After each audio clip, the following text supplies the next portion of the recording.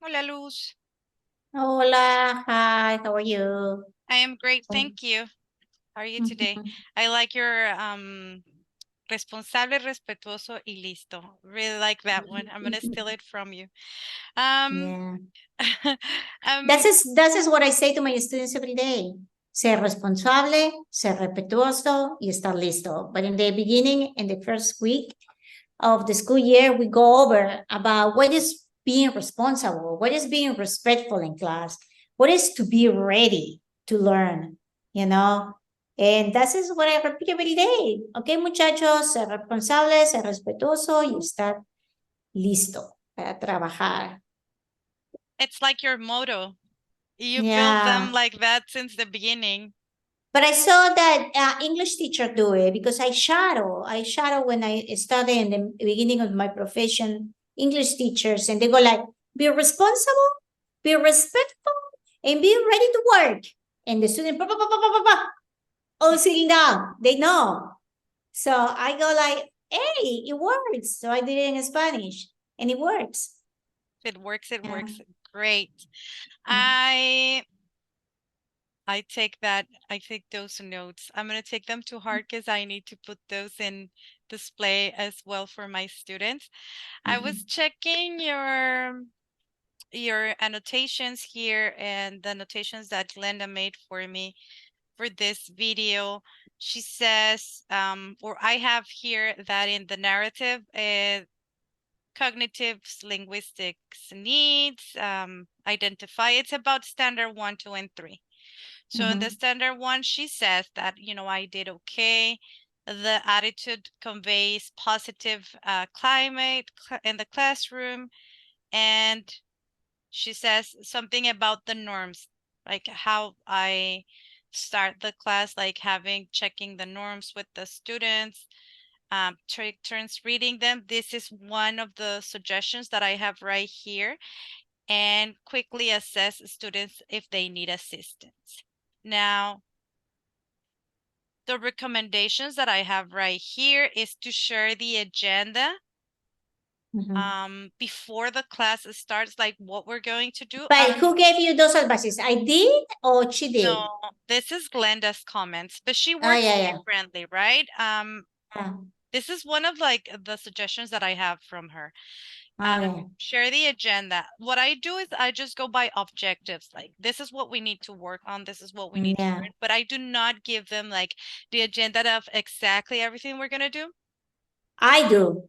You do? I think I gave you a comment to Mm-hmm. that too about having an agenda. So I think it's so important to have an agenda because sometimes people are running late and you have to you what are you gonna do? Stop the class to, like explain again. So it's good for them to know what you're going over. But I normally what I do is and I think I made that comment to you and I gave it to everyone.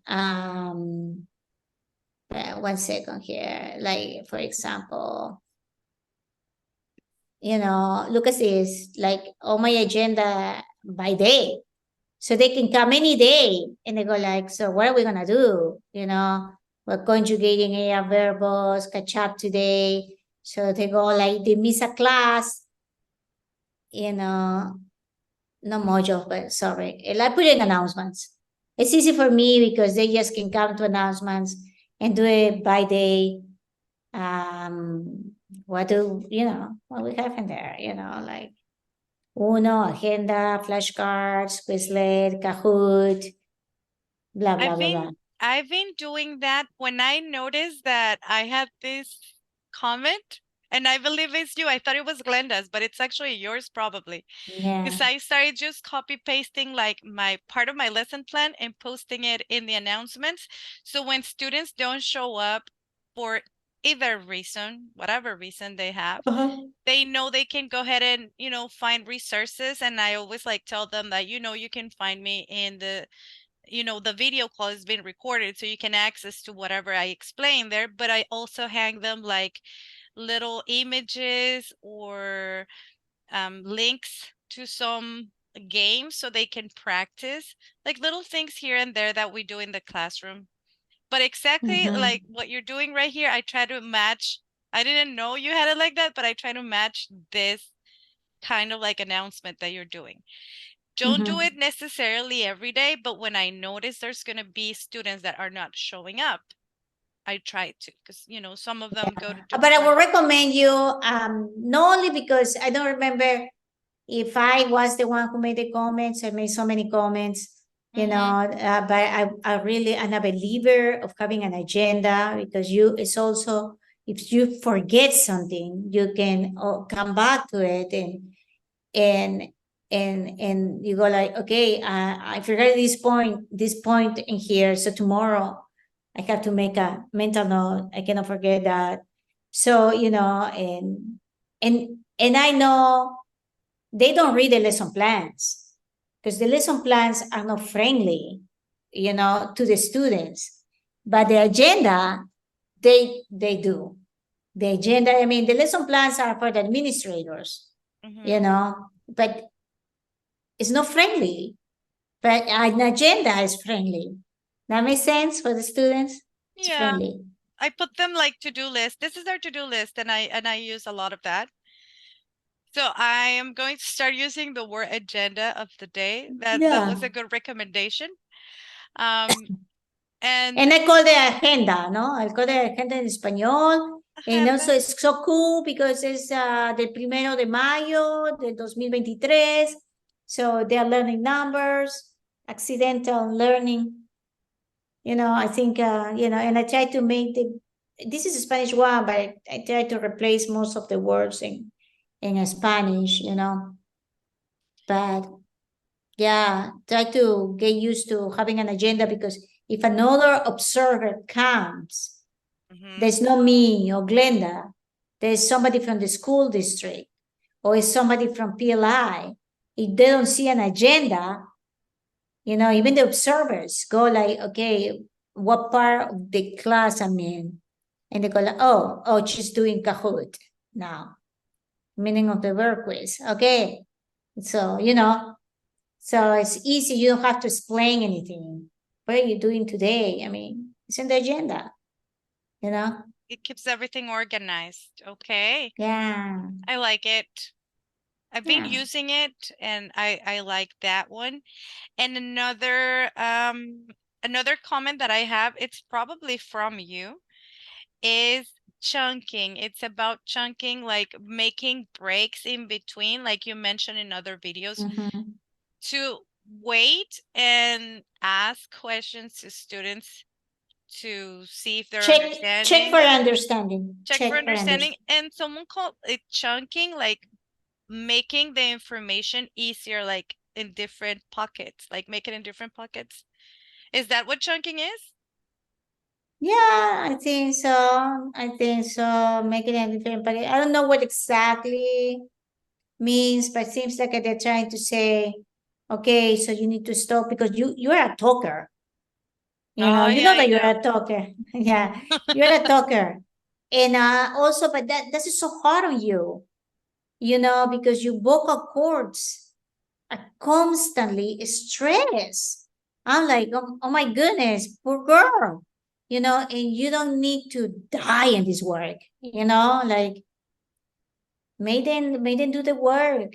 Make them, be active students, and teach them and take a break and evaluate them, and check for understanding, that because you need to be reminded that you need to stop talking. So that's the reason that the recommendation is check for understanding here and there, so that you can also take a break, because you cannot be stressing your vocal cords like that. Nobody pays you for that, you know. Okay, very well. Yeah. Annotated.